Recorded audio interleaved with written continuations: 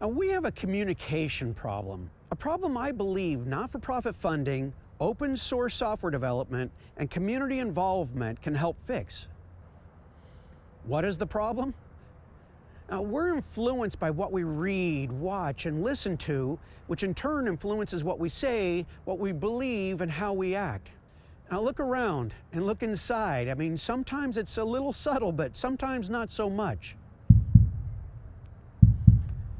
Currently, billion-dollar and trillion-dollar companies have the keys to this influence through algorithms, databases, and query tools they exclusively control. Now, this influence is amplified by algorithms tuned to the interest of advertising and subscription models attached to shareholder value with user attention, our attention serving as collateral for future investments. I mean, you want your attention to be collateral for investment groups of short sellers? I certainly don't. So every time we log into an information silo created for profit, we're pledging the experiences we create, consume, or share to the interests of organizations whose sole mission is perpetual growth realized through these profits. I mean, seriously, watch the movie Executive Suite with William Holden from 1954. Love the movie. The producers of that movie knew what was coming. Of course, profits are necessary to drive innovation and employment. But should they be the drivers of what we say or what we think? Now, historically, communication technology had more of a passive role in influencing our behaviors, as there was more of a separation between our behaviors and the interests of providers. Ma Bell didn't know what you were making for dinner, now did she? But this line has all been but removed, allowing providers an unprecedented level of control over perception and relevance of what is created, discovered, shared, and commented on. Now, this is leading to an ultimate feedback loop, optimized to drive profits more than capabilities and interests of people. Now, how can this problem be fixed? Well, I believe by harnessing not-for-profit funding, open source technologies, and community engagement to begin to shift priorities toward the quality of the user experience rather than the quantity of it. To increase a thirst for knowledge across a wider swath of people. To verify the authenticity of content found. To inspire collaboration across platforms and silos of information. To protect user data. To provide people more choice in how they discover information, goods, and services. And to improve the quality of communication between people, business, and government. I mean, big money is donated to good causes without expectation of profit every day. Why should exploring the highest common denominator and how we communicate be any less important? Now, to be clear, I'm not saying to demonetize what content, goods, or services are discovered, but how they are discovered. We now have the infrastructure built to engage half the world. Should the overall arc of the engagement be for the private good or the public good? Now that is the question. I argue there is a social cost, an opportunity cost, for the majority of people connected when how they communicate is prioritized for the wealth of the few over the physical, mental, and emotional health of the many. I mean, look around at the pervasiveness of homelessness, drug addiction, suicides, and extreme views of people. Look at the rising cost of living to include higher education, housing, food, and health care in relation to the availability of roles to support these increases. I mean, look at the misalignment of competencies between services and support and business, between those in need and the resources to help, between the capabilities of labor and the demands of the employers. Now, I'm not placing all of societal ills at the feet of communication technology, but I believe there is a fundamental responsibility of those building these tools to help tap into the potential and purpose of people.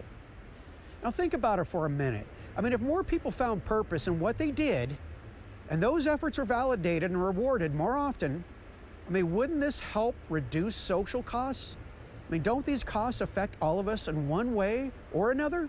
Now, the good news is there are a number of platforms and methodologies coming online to help free people from the influence of centralized providers over the information they create, consume, and share.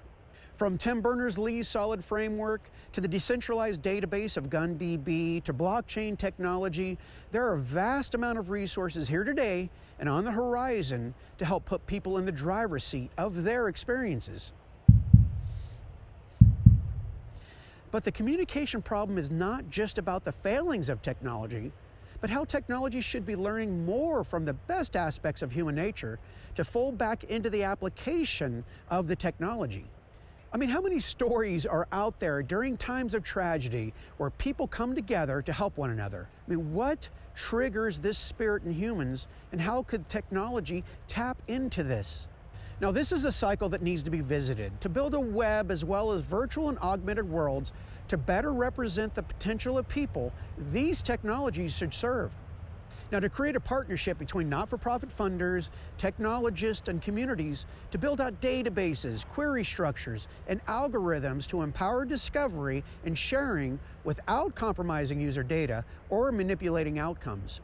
Imagine the creation of a query tool to help a customer identify a support person within an organization best suited to address their problem, as well as identify resources highly relevant to their issue.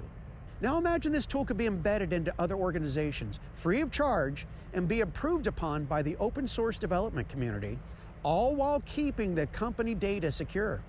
Imagine introducing this model into the policing community to help open channels of communication between community members and those who are sworn to protect and serve, or to more effectively align the interests of homeless advocates with the needs of the homeless. Or to create a dating site independent of centralized control where the experiences could be moved to another site with a different query algorithm without sacrificing the relationships people have already built. Or to create a movie network built around matching themes and words found within movies with what resonates with the moviegoer the most at the moment of discovery. Now imagine all of the examples listed above not requiring a login to experience, not harvesting user data for the benefit of the application or the third parties, and not requiring a subscription to access. Then imagine having at your disposal a variety of ways to pay for the content found, to include micropayments for sections of content, task-based rewarding, crypto, gifting, or ads based entirely on user choice. Now let me ask you, are you okay with the current model built to serve you information, news, entertainment, and relationships? I mean, don't you want less friction and controls over what you're discovering? Don't you want more choices?